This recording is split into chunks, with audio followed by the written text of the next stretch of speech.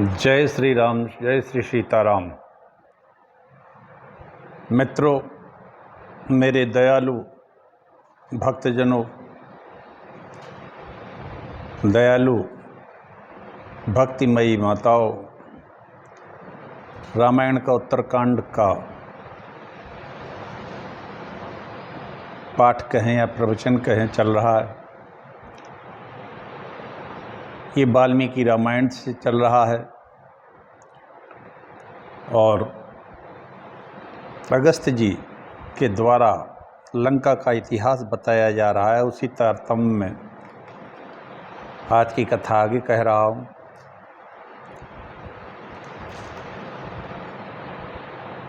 यदि आप इस रामायण को सुन रहे हों, जो भी भाई, तो YouTube पर मेरा चैनल है हरि बोल डॉक्टर राजेंद्र मिश्रा, पर जाकर पूरे प्रवचन को देख सकते हैं, सुन सकते हैं। पूरा एपिसोड वीडियो 35 मिनट का होता है।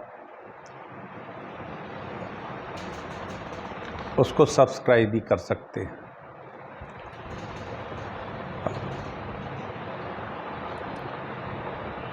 मंगलाचरण करते हैं। आइए सभी। नमोस्तु रामाय सा लक्ष्मणाय देव्यै च तस्यै जनकात्मजायै। नमोस्तु रुद्रेन्द्रयमानिलेभ्यो नमोस्तु चंद्राग्निमरुद्गणेभ्यः।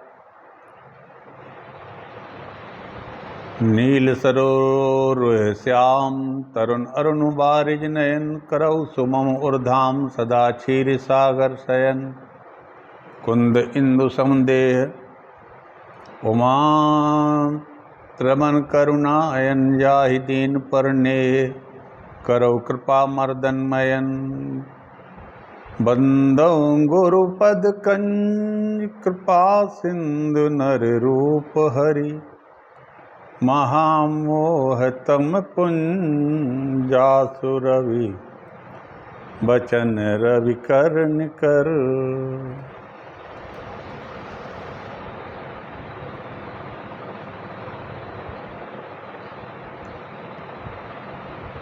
बंदौ गुरुपद पदम परागा।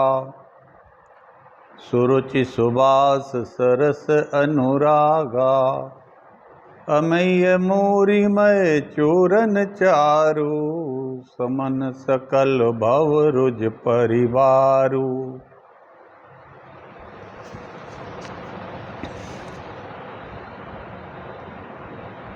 बंदौ गुरुपद पदम परागा। सुरुचि सुभास सरस अनुरागा। अमीय मोरी मय चूरन चारु। सकल समन सकल भौरुज परिवारो। श्री गुरुपद नख मनि गण ज्योति। सुमिरत दिव्य दृष्टि हिय होती। दलन मोहतम सो सप्रकाशु। बड़े भाग और आवै जासु। गुरु जी की महिमा बहुत है, इसीलिए गोस्वामी जी ने सबकी स्तुति एक या दो दोहा में कही है, लेकिन गुरु की बहुत स्तुति की है। वास्तव में गुरु की स्तुति करना ही ज़्यादा चाहिए, क्योंकि गुरु ही तो एक ऐसा है जो भगवान को मिलाने के लिए समर्थ है। इसलिए गोस्वामी जी ने गुरु जी की स्तुति सर्वाधिक की है। राम जी ने भी सबरी से कहा था,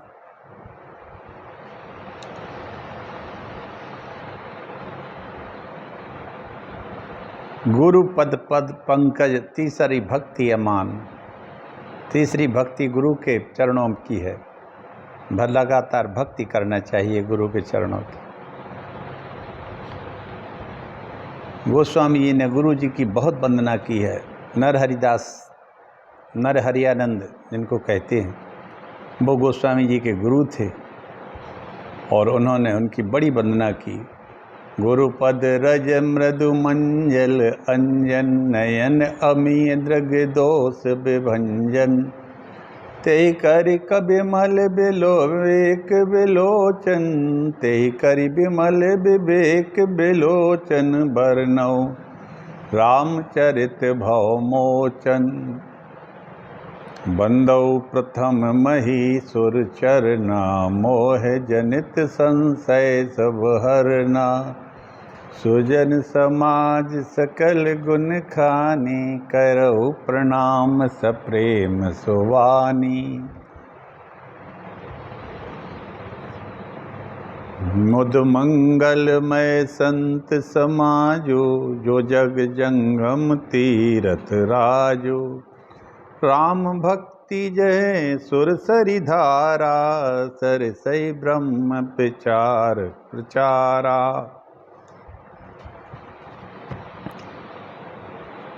मधु मंगलमय संत समाजो जो जग जंगम तीरथ राजो राम भक्ति जय सुरसरि धारा सरसई ब्रह्म विचार प्रचारा। संतों का समाज आनंद और कल्याण का देने वाला है। जो जगत में चलता फिरता तीर्थराज प्रयाग है, जहाँ उस संत समाज रूपी प्रयाग में राम भक्ति रूपी गंगा जी की धारा और ब्रह्म विचार का प्रचार सरस्वती जी है।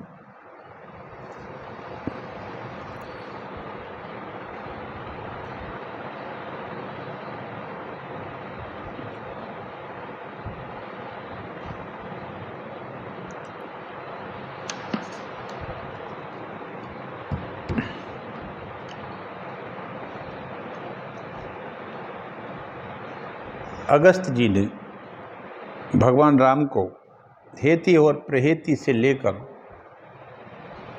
रावण के जन्म और राज्याभिषेक तक की कथा सुनाई। आगे कह रहे हैं, 12वें सर्ग से आगे बढ़ता हूँ।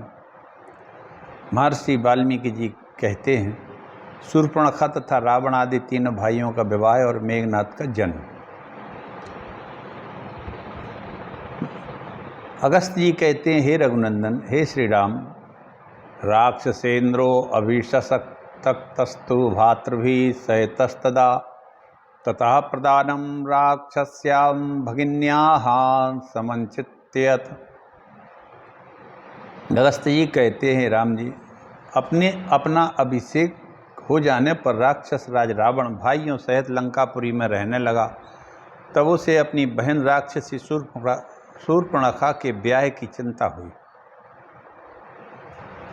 उस राक्षस राज ने दानव राज विद्युज्जिह्वा को जो काल का पुत्र था, अपनी बहन शूर्पणखा को ब्याह दिया।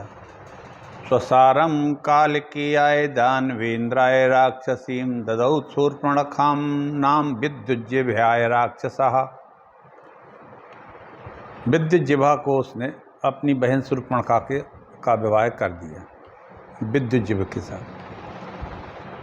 अथ दत्त्वत् स्वयं रक्षो मृगया मट्टे अस्म तत्रापश्यत् ततो राम भयं नाम दिते सुतम कन्या सहायम ते दृष्टम दशग्रीवो निशाचरः अपृच्छत् को भवाने को निर्मनुष्य मृगे वने अनया मृग सवाक्षया किमर्थम सह तिष्ठति। हे राम जी, हे रघुनंदन, बहन का ब्याह करके राक्षस रावण एक दिन स्वयं शिकार खेलने के लिए वन में घूम रहा था। वहाँ उसने दिति के पुत्र मय दानव को देखा। उसके साथ एक सुंदरी कन्या भी थी। उसे देखकर निशाचर दशग्रीव ने पूछा, आप कौन हैं? मनुष्यों और पशुओं से रहित शून्य वन में अकेले घूम रहे हो। इस मृग ने इन्हीं कन्या के साथ आप यहाँ किस उद्देश्य से निवास करते हो? श्री राम इस प्रकार पूछने वाले उस निशाचर से मैं बोला, सुनो, मैं अपना सारा वृत्तांत तुम्हें यथार्थ रूप से बताता हूँ। दशग्रीव, तुमने मेरा परिचय पूछा तो अब तुम पूरा परिचय सुन लो। तात, तुमने पहले कभी सुना होगा, स्वर्ग में एक हेमा नाम की प्रसिद्ध अप्सरा थी। उसे देवताओं ने उसी प्रकार मुझे अर्पित कर दिया था जैसे पुलोम दानव की कन्या सची देवराज इंद्र को दे दी गई थी। मैं उसी में आसक्त होकर 1000 वर्षों तक उसके साथ रहा। एक दिन वह देवताओं के कार्य से स्वर्गलोक को चली गई। तब से 14 वर्ष व्यतीत हो गए। मैंने उस हेमा के लिए माया से एक नगर का निर्माण किया था जो संपूर्णतः सोने का बना है। हीरे और नीलम के संयोग से उस विचित्र शोभा धारण करता है। उसी में मैं अब तक उसके वियोग से अत्यंत दुखी एवं दीन रहता था। उसी नगर से इस कन्या को साथ लेकर मैं वन में आया हूँ। राजन, यह मेरी पुत्री है जो हेमा के गर्भ में ही पली है और उससे उत्पन्न होकर मेरे द्वारा पालित होकर बड़ी हुई है। भर्तारमुनया सार्धमस्याः प्राप्तो अस्मि मार्गितम कन्या पितृत्वं दुःखम ही सर्वेषां मानकांक्षणाम कन्या ही द्वे कुले नित्यम निसंशये स्थापित तिष्ठति। इसके साथ में इसके योग्य पति की खोज करने के लिए मैं आया हूँ। मन की अभिलाषा रखने वाले प्रायः सभी लोगों के लिए कन्या का पिता होना कष्टकारक होता है, क्योंकि इसके लिए कन्या के पिता को दूसरों के सामने झुकना पड़ता है। कन्या सदा 2 कुलों को संशय में डाले रहती है। ऐसा रावण से उस मैदानों ने कहा। पुत्रद्वयं ममाप्यस्यां भार्यायां संबभूव मायावी प्रथमा सस्तात दुंदुभी अस्ततदनंतरः। तात, मेरी इस भार्या हेमा के गर्भ से 2 पुत्र भी हुए हैं, जिनमें प्रथम पुत्र का नाम तो है मायावी और दूसरे का नाम है दुंदुभी। कहने का मतलब, हेमा के गर्भ से मैदानों ने 3 संतानों को प्राप्त किया। एक मायावी नाम का राक्षस हुआ, एक दुंदुभी नाम का राक्षस हुआ, और एक ये लड़की थी जो अपने पितामह के साथ इस वन में थी। तात, तुमने पूछा था, इसलिए मैंने इस तरह अपनी सारी बातें तुम्हें यथार्थ रूप से बता दी। अब मैं यह जानना चाहता हूँ कि तुम कौन हो, यह मुझे किस तरह ज्ञात हो सकेगा। मायासुर के इस प्रकार कहने पर राक्षस रावण विनीत भाव से यूँ बोला, मैं पुलस्त के पुत्र विश्रवा का बेटा हूँ। मेरा नाम दशग्रीव है। मैं जिन विश्रवा मुनि से उत्पन्न हुआ हूँ वे ब्रह्मा जी से 3री पीढ़ी में पैदा हुए। एवं मुक्तस्तदाराम राक्षसे इंद्रेण दानवः मार्स्य अस्तनयं ज्ञात्वा मयो हर्षमुपागतः दातम द्वैतरम तस्मै रोचया मास तत्र वै। हे श्री राम रघुनंदन, राक्षस राज के ऐसा कहने पर दानव मैं महर्षि विश्रवा के उस पुत्र का परिचय पाकर बहुत ही प्रसन्न हुआ और उसने अपनी पुत्री का विवाह कर देने की इच्छा की। करेण तु करम तस्या ग्राहयत्वा मयस्तदा प्रसन्न प्राय दैत्येन्द्रो राक्षेन्द्रमिदं वचः इयं ममात्मजा राजन हेम या अप्सरा सरसरा हेम्याप्सरसा धृता कन्या मंदोदरी नाम पतन्यर्थम प्रतिगृह्यताम। श्री राम, राक्षस राज के ऐसा कहने पर महर्षि विश्रवा के उस पुत्र का परिचय पाकर प्रसन्न हुआ और उसने पुत्री का विवाह कर देने की इच्छा की। इसके बाद दैत्यराज मैं अपनी बेटी का हाथ रावण के हाथ में देकर हंसता हुआ बोला। राक्षस राज से इस प्रकार बोला, राजन, यह मेरी बेटी है जिसे हेमा अप्सरा ने अपने गर्भ में धारण किया था। इसका नाम मंदोदरी है। इसे तुम अपनी पत्नी के रूप में स्वीकार करो। मायासुर ने, मैदानव ने अपनी बेटी का हाथ रावण के हाथ में दे दिया। यह राक्षस विवाह कहें या गंधर्व विवाह की प्रथा है। श्री राम जब दशग्रीव ने बहुत अच्छा कहकर मायासुर की बात मान ली, फिर वहाँ उसने अग्नि को प्रज्वलित करके मंदोदरी का पानी ग्रहण किया। सा ही तस् मयोराम सापा विज्ञस्त तपोधनात् विदित्वा तेन सा दत्ता तस् पयिता महम कुलम रघुनंदन।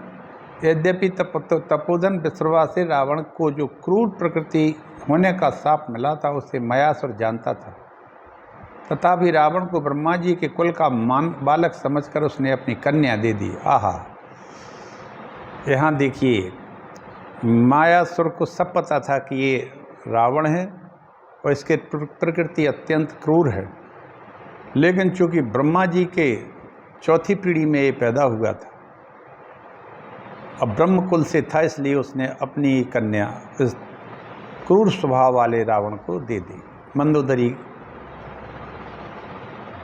को दे दिया। चूँकि ये ब्रह्मा जी के कुल का बालक था, बस अमोघाम तत्शक्ति स प्रदौ परमा अद्भुतम परेण तपसा लब्धाम जाननेवा लक्षणवाम यथा। साथ ही उत्कृष्ट तपस्या से प्राप्त एक परम अद्भुत अमोघ शक्ति भी इसने प्रदान की, जिसके द्वारा रावण ने लक्ष्मण को घायल किया था। इस प्रकार दार परिग्रह विवाह करके प्रभावशाली लंकेश्वर रावण लंकापुरी में गया, अपने दोनों भाइयों के लिए भी 2 भार्याएं विवाह कराकर ले आया। वैरोचन से दौहित्रीं वज्रज्वालेति नामतः ताम भार्या कुंभकर्ण स रावण संकल्पयत। विरोचन कुमार बलि की नातिन दौहित्री, बलि की पुत्री की पुत्री, जिसका नाम वज्रज्वाला था, रावण ने कुंभकर्ण के लिए उसकी पत्नी बनाया। कुंभकर्ण की शादी उसने वज्रज्वाला नाम की लड़की से की, जो कि बलि की दौहित्री थी। गंधर्वराजस्य सुताम शैलूषित महात्मना सरसा शर्माम नाम धर्मज्ञाम लेवे भार्याम विभीषण। गंधर्वराज महात्मा शैलूष की कन्या शर्मा जो थी, उसे धर्म के तत्व को जानने वाली थी, विभीषण ने अपनी पत्नी के रूप में प्राप्त किया। अब देखिए, रावण ने मैदानव की पुत्री मंदोदरी से अपनी शादी की और अपने कुंभकर्ण के लिए उसने वज्रज्वाला नाम की एक बलि की दौहित्री थी, उससे शादी की। बलि भी दैत्यों के बहुत बड़े बलिष्ठ राजा हुए, लेकिन विभीषण की शादी गंधर्वराज महात्मा शैलूष लिखा यहाँ। शैलूष एक महात्मा व्यक्ति थे, धर्मात्मा थे। उनकी लड़की जो थी शर्मा, वह धर्मात्मा थी।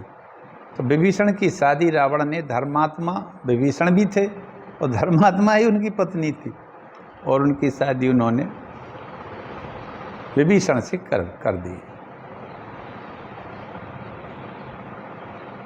तीरे तु सरसो वै तु संयज्ञे मानसस्य ही। वह शर्मा जो है मानसरोवर के तट पर उत्पन्न हुई थी। जब उसका जन्म हुआ, उसी समय वर्षा ऋतु का आगमन होने से मानसरोवर का जल बढ़ने लगा।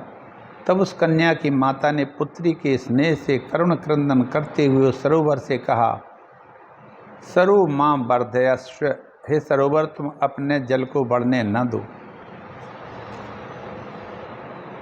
मतलब विभीषण की पत्नी शर्मा का जन्म मानसरोवर में हुआ, जो कि भगवान शंकर का स्थान है, और सराहा माँ ऐसा कहा था, इसलिए उस कन्या का नाम शर्मा हो गया। इस प्रकार वे तीनों राक्षस विवाहित होकर अपनी अपनी स्त्री के साथ ले नंदन वन में विहार करने लगे।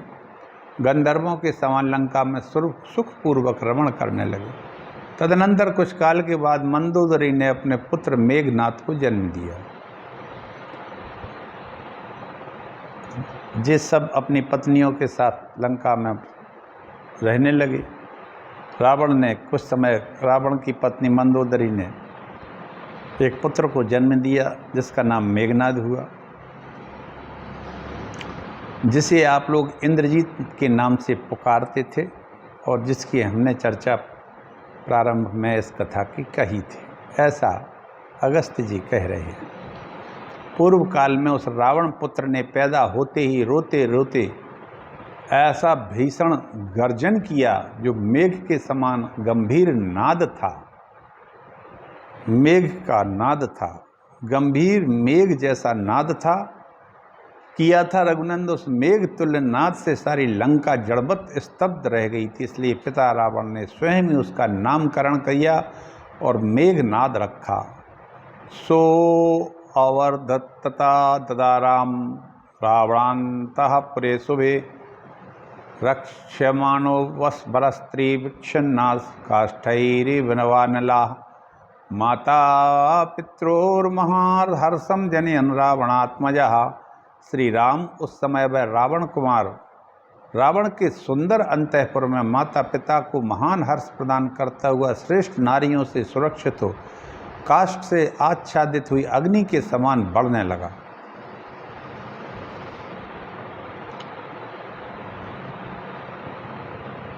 अगस्त्य जी कहते हैं, हे रघुनंदन, इस तरह ये मेघनाद बड़ा हुआ। उसके गर्जन से पूरी लंका थर्रा गई, पूरी लंका के निवासी भी थर्रा गए। ऐसा मेघ जैसा नाद होने के कारण रावण ने उसका नाम मेघनाद रखा।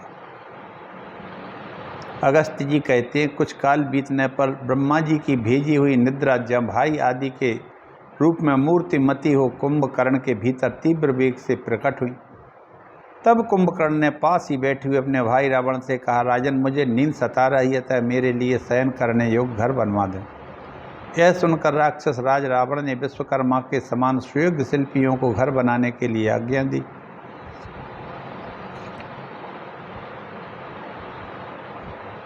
उस वह भवन सब प्रकार से सुखद और मनोहर था।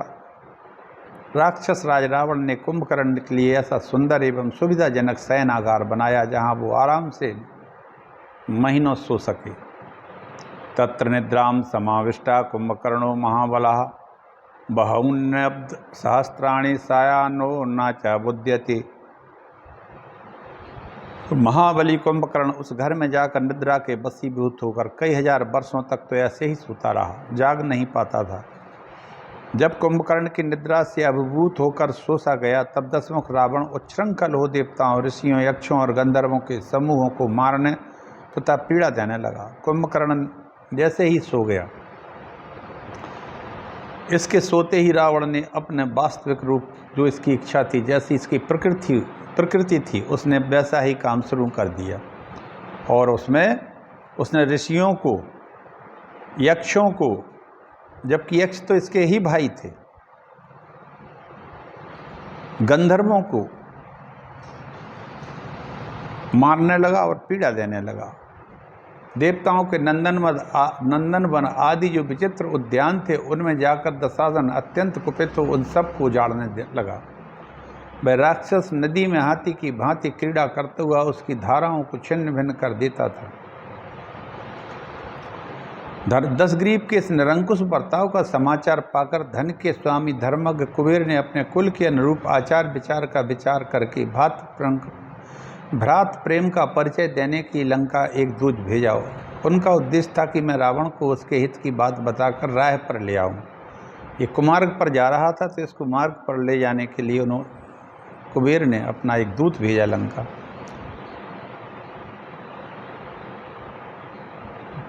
विभीषण ने उस दूत को ले जाकर राजसभा में बैठे हुए रावण से मिलाया।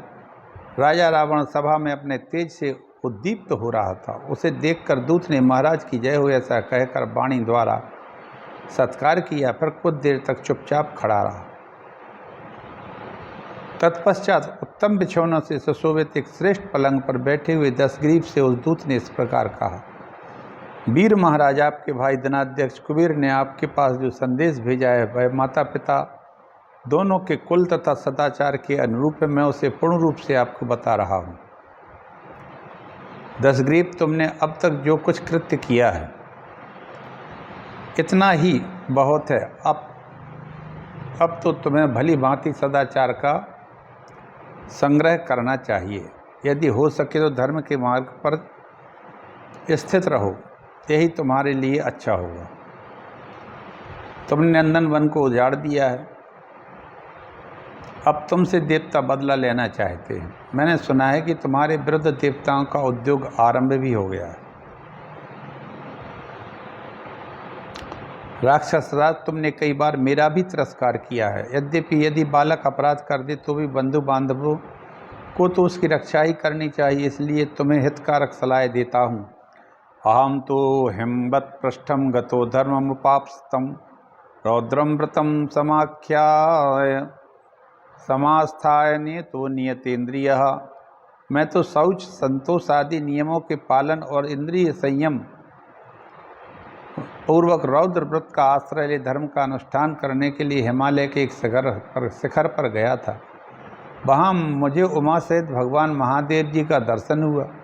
महाराज, उस समय मैंने केवल यह जानने के लिए कि देखूं तो ये कौन है, देव बस देवी पार्वती पर अपनी बाईं दृष्टि डाली थी। निश्चय ही मैंने दूसरे किसी हेतु विकार युक्त भावना से उनकी ओर नहीं देखा था। उस बेला में देवी रुद्राणी अनुपम रूप धारण के वहाँ खड़ी थीं। देव्या दिव्य प्रभावेण दग्धम सभ्यम अमेक्षणम रेणुध्वस्ताम्योति पिंगलत्मुपागतम।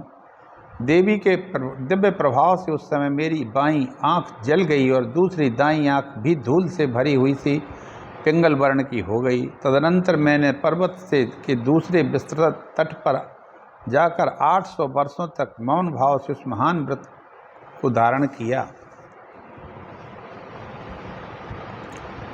उस नियम के समाप्त होने पर भगवान महेश्वर ने मुझे दर्शन दिया और प्रसन्न मन से कहा, उत्तम व्रत का पालन करने वाले धर्मज्ञ धनेश्वर में तुम्हारी इस तपस्या से संतुष्ट हूँ। एक तो मैंने इस व्रत का आचरण किया है, दूसरे तुमने, तीसरा कोई ऐसा पुरुष नहीं है जो ऐसे कठोर व्रत का पालन कर सके। इस अत्यंत दुष्कर व्रत को पूर्व काल में मैंने ही प्रकट किया था। अतः सौम्य धनेश्वर, अब तुम मेरे साथ मित्रता का संबंध स्थापित कर लो। यह संबंध तुम्हें पसंद आना चाहिए।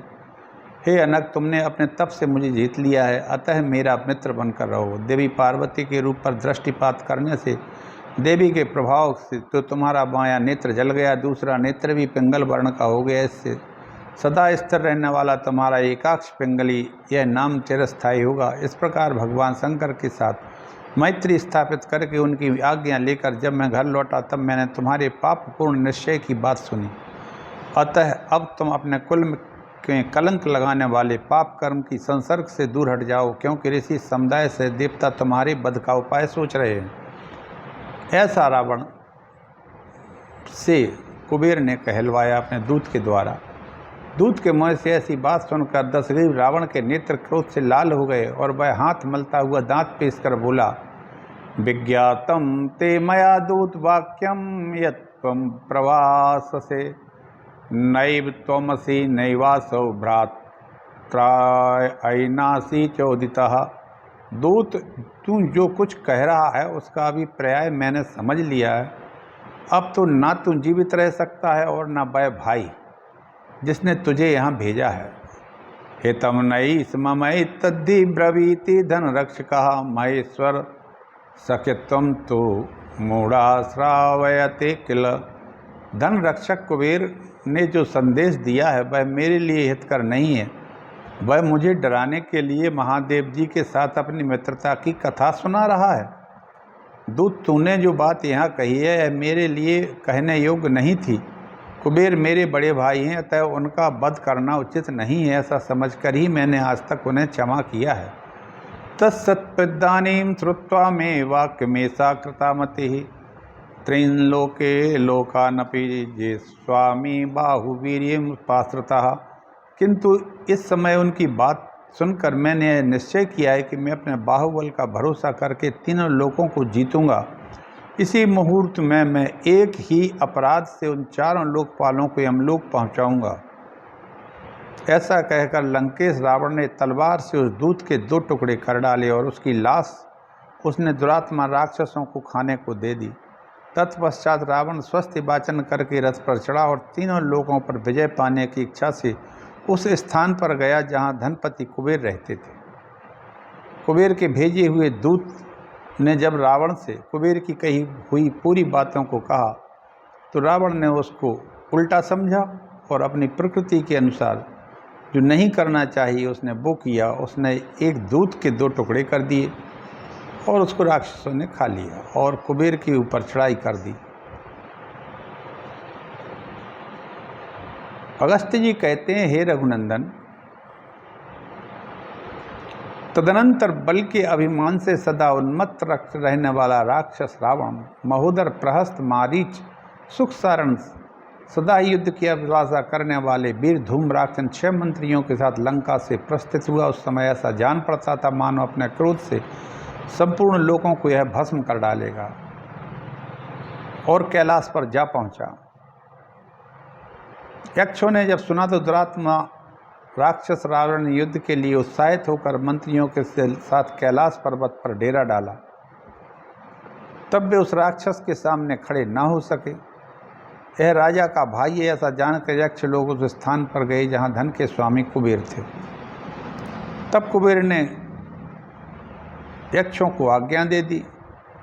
फिर तो यक्ष बड़े हर्ष से भरकर चल दिए। उस समय यक्षराज की सेनाएं समुद्र के समान हो उठी। तदनंतर यक्षों राक्षसों में घमासान युद्ध छिड़ गया। वहाँ रावण के सचिव व्यथित हो उठे। सा दृष्ट्वा तादृशम सैन्यम दशग्रीवो निशाचरा हर्षनादान बहुना कृत्वा सा क्रोधादभ्युदावत। राक्षस राज के जो सचिव थे वे बड़े भयंकर पराक्रमी थे। उनमें से एक एक सचिव हजार हजार यक्षों से युद्ध करने लगा। उस समय यक्ष जल की धारा गिराने वाले मेघों के समान शक्तियों और तुमरों की वर्षा करने लगी। उनकी चोट सहता हुआ दशग्रीव शत्रु सेना में घुसा।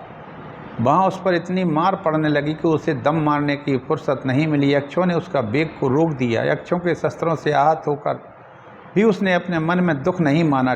ठीक उसी प्रकार जैसे जलधाराओं से अभिषिक्त होने पर पर्वत विचलित नहीं होते। और उसने यक्षों की सेना में प्रवेश कर उन्हें यमलोक भेज दिया। वायु से प्रज्वलित हुई अग्नि के समान रावण ने तिनकों के समान फैली हुई यक्षों की सेना को जलाना आरंभ कर दिया। यक्षों का संहार कर डाला। तब वे थोड़ी संख्या में बचे थे।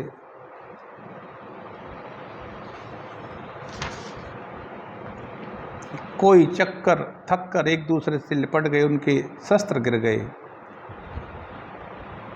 आकाश में उन सब के लिए जगह नहीं।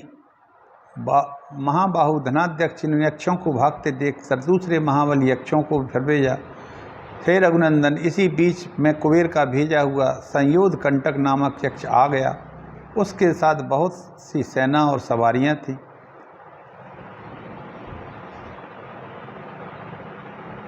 दो घड़ी के बाद होश में आने पर मारीच को उसने मारा। विश्राम करके लौटा और यक्ष के साथ युद्ध करने लगा। तब वह यक्ष भी भाग खड़ा हुआ मारीच के भय से। तदनंतर रावण ने कुबेरपुरी के फाटक में, जिसके प्रत्येक अंग में सुवर्ण जड़ा हुआ था, नीलम चांदी विभूष से प्रवेश किया। वहाँ द्वारपालों का पहरा लगता था। वह फाटक ही सीमा थी। उसके आगे दूर तक लोग नहीं जा सकते थे। श्री राम जब निशाचर दशग्रीव फाटक के भीतर प्रवेश करने लगा तब सूर्य भानु नामक द्वारपाल ने उसे रोका। पर्वत शिखर के समान प्रेरित होने वाले खंभे की चोट खाकर भी दशग्रीव को कोई क्षति नहीं हुई। वह ब्रह्मा जी के वरदान से उन यक्षों के द्वारा मारा ना जा सका। उस राक्षस का पराक्रम देख सभी यक्ष भाग गए। कोई नदियों में चले गए। सबने हथियार त्याग दिए। सभी थक गए और सबके मुखों की कांति फीकी पड़ गई। आगे चलकर अगस्त्य जी कहते हैं, रघुनंदन, धनाध्यक्ष ने देखा कि हजारों यक्ष प्रवर भयभीत होकर भाग रहे हैं। तब उन्होंने मणिभद्र नामक एक महायक्ष से कहा, और मणिभद्र से कहा, यक्ष प्रवर रावण पापात्मा एवं दुराचारी है। तुम उसे मार डालो। युद्ध में शोभा पाने वाले वीर यक्षों की शरण दो, उनको रक्षा करो। मणिभद्र अत्यंत दुर्जय वीर थे। कुबेर की उक्त आज्ञा पाकर वे राक्षसों के साथ युद्ध करने लगे।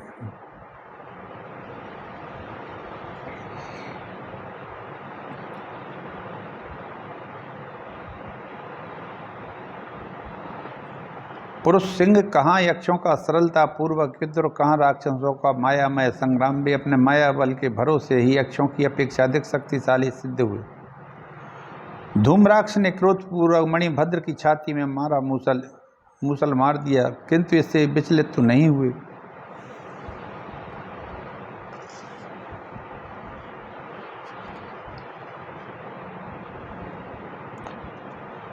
मणिभद्र यक्ष पार्श्वमौली के नाम से प्रसिद्ध हुए। महात्मा मणिभद्र यक्ष युद्ध से भाग चले।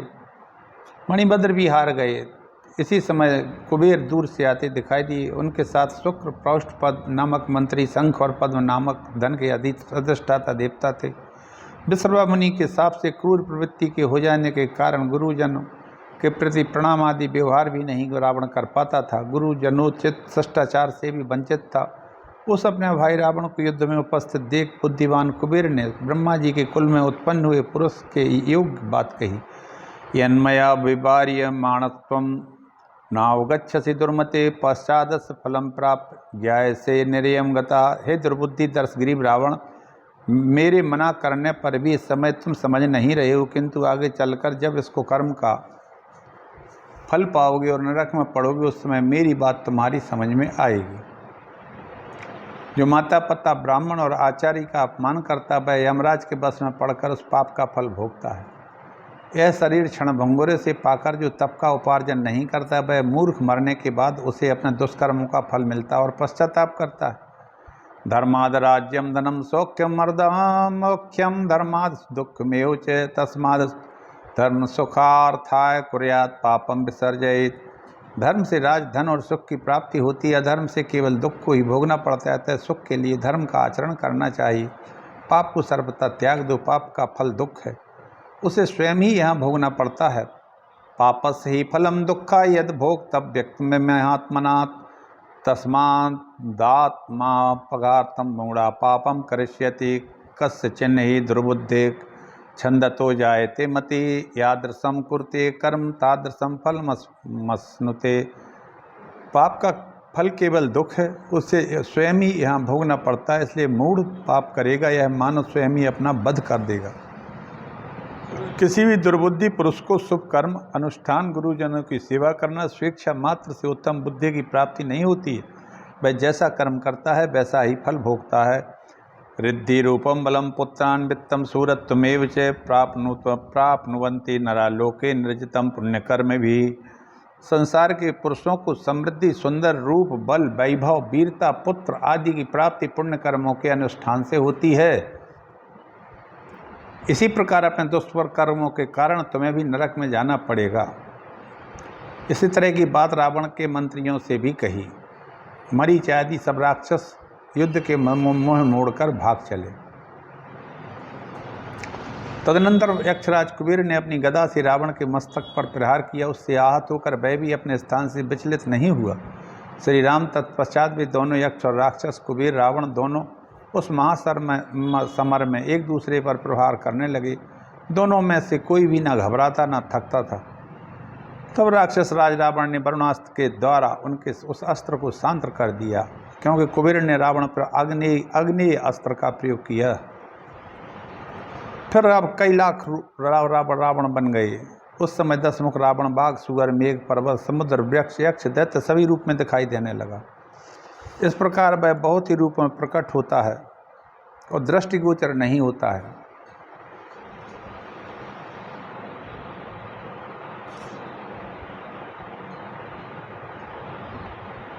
फिर रावण ने कुबेर के मस्तक पर एक गदा को मार दिया। वे व्याकुल हो जड़ कटे हुए अशोक की भांति गिर पड़े। तत्पश्चात निधियों का दृष्टा देवताओं ने उन्हें घेर कर उठा लिया और नंदनवन ले गए और वहाँ चेत कराया। कुबेर को जीतकर राक्षस रावण अपने मन में बहुत प्रसन्न हुआ और विजय चिन्ह के रूप में उसने पुष्पक विमान अपने अधिकार में ले लिया। उस विमान में सोने के खंभे थे, ऋतुओं में फल देने वाले थे, वृक्ष लगे थे। उसका मन वेग मन के समान तीव्रता। वह अपने ऊपर बैठे हुए लोगों की इच्छा के अनुसार जहाँ कहीं भी जा सकता था। मणि सुवर्ण की सीढ़ियाँ थीं। वह देवताओं का ही वाहन था। ध्वज टूटने वाला नहीं था। उसकी दीवारों पर तरह तरह के बेल बूटे बने थे, जिनसे उनके विचित्र शोभा थी। ब्रह्मा ने उसका निर्माण किया था, विश्वकर्मा जी ने। वह सब प्रकार की मनोवांछित वस्तुओं से संपन्न था